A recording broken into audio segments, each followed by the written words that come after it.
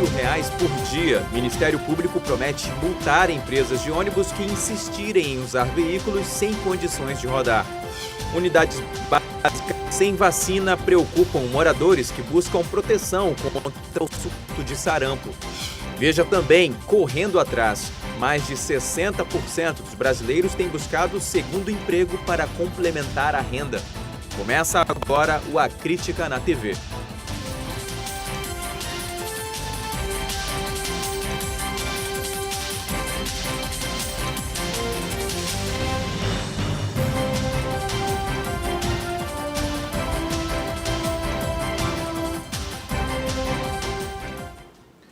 Olá, boa noite. O Ministério Público do Estado se prepara para pedir a aplicação de multas às empresas do transporte coletivo que não cumpriram exigências determinadas por liminar da Justiça no início do ano. Enquanto isso, na Câmara Municipal, o pedido de CPI para investigar o sistema de bilhetagem também está parado. Menos de 15 minutos no Terminal 1, no bairro Presidente Vargas, é o bastante para flagrar cenas assim. Ônibus com janelas quebradas, pneus velhos e lataria bem danificada. O Anderson precisou pedir ajuda para descer do veículo, porque o elevador para pessoas com deficiência está com defeito. A maioria dos ônibus são assim mesmo, moça. Ele precisa estar ajudando, pedindo ajuda das pessoas para estar descendo. Ainda bem que tem pessoas de bom coração para ajudar, né?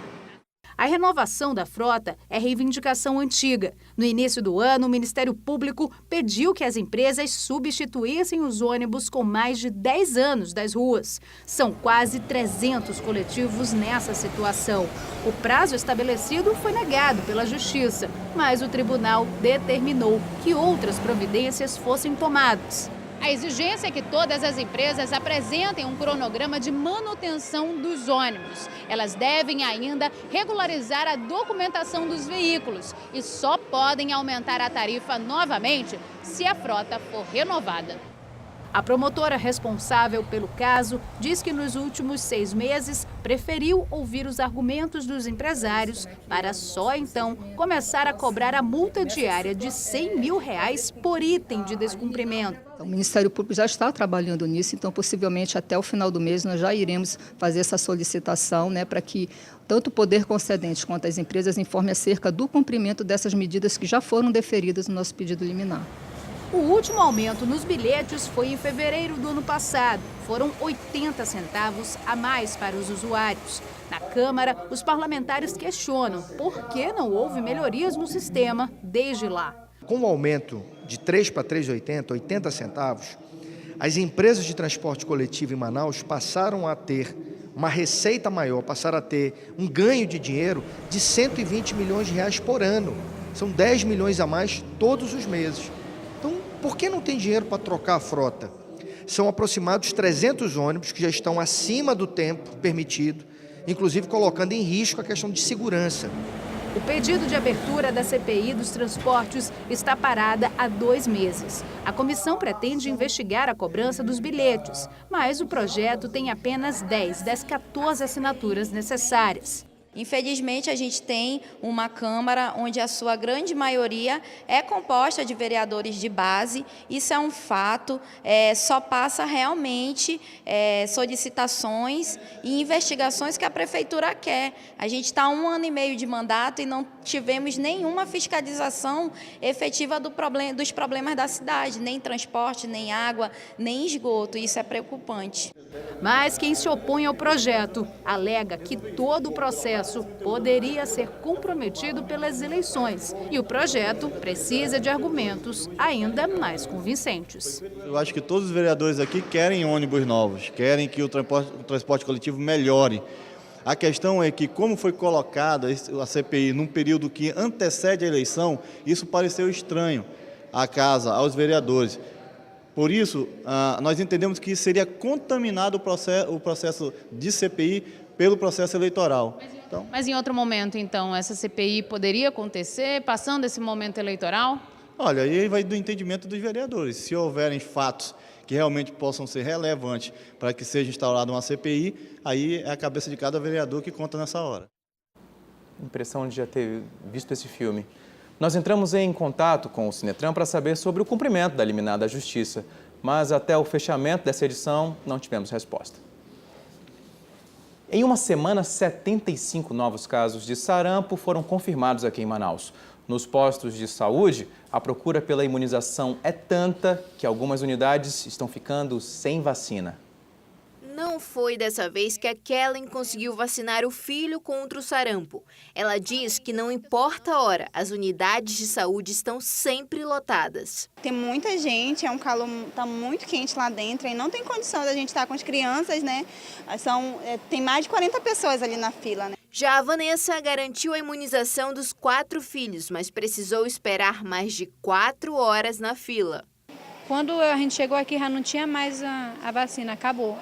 Aí, como a minha prima está gestante, aí ela teve que esperar para ela tomar a vacina dela, né? Aí foi quando a mulher chegou com as caixas, né? Das 183 salas disponibilizadas para vacinação, algumas estão sem a dose para o sarampo, como é o caso da UBS número 52, no bairro Nova Cidade. A gente vem, eles deixam a gente de molho aí esperando e nunca dá certo. É 10 vezes que eu venho aqui, é 10 vezes que eu volto sem tomar vacina.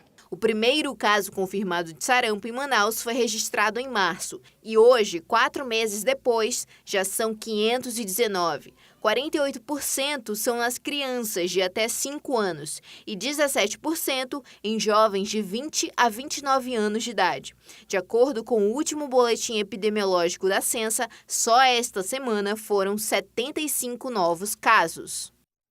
A Secretaria Municipal de Saúde informou por nota que houve um problema de abastecimento da vacina tríplice viral em algumas salas de vacinação por causa do aumento da procura, mas logo o serviço vai estar normalizado. Informou ainda que o Ministério da Saúde fez a remessa nesse fim de semana, porém o diluente usado na composição da vacina precisa ser ambientado para que ela tenha eficácia.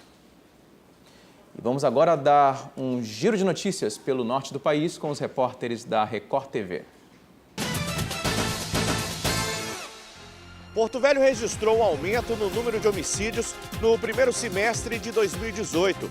De acordo com dados da Polícia Civil, de janeiro a julho deste ano, foram registrados 53 casos de homicídios. Em relação ao ano passado, no mesmo período, foram registrados 45. Um aumento de 17,7% nos casos.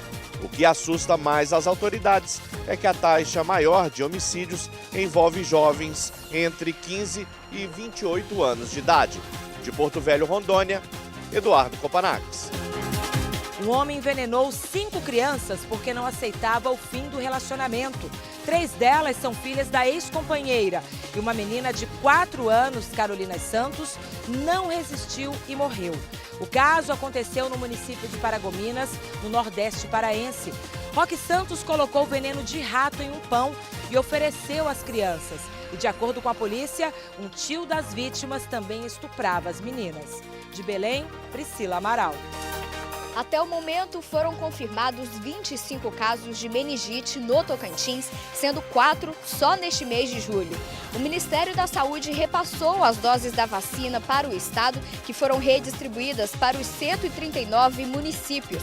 Mas a quantidade enviada foi apenas 16% do que foi solicitado pela Secretaria da Saúde e continua sendo insuficiente para atender todas as demandas e todas as crianças que estão na fila de espera para receber a vacina. De Palmas, Cíntia Miranda. Em Boa Vista, 131 imigrantes venezuelanos embarcaram para 4 capitais brasileiras como parte do processo de interiorização. Eles serão levados às cidades de Cuiabá, Brasília, São Paulo e Rio de Janeiro. Todos que aceitaram ser transferidos foram vacinados, passaram por exames e estão regularizados no Brasil. No total, quase 700 venezuelanos foram levados a várias cidades brasileiras entre abril e julho deste ano. De Boa Vista, Natasha Vasconcelos.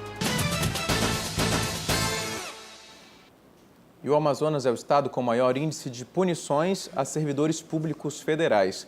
Nos últimos 5 anos, foram em média 10 demissões para cada 1.000 servidores. Os dados foram divulgados pelo Ministério da Transparência e pela Controladoria Geral da União. O principal motivo foi a prática de atos relacionados à corrupção. Atualmente, existem 10.117 servidores federais em atividade aqui no estado. E depois do intervalo, mais da metade dos brasileiros procuram um segundo emprego para complementar a renda. Agora são 7h40, o A Crítica na TV volta já.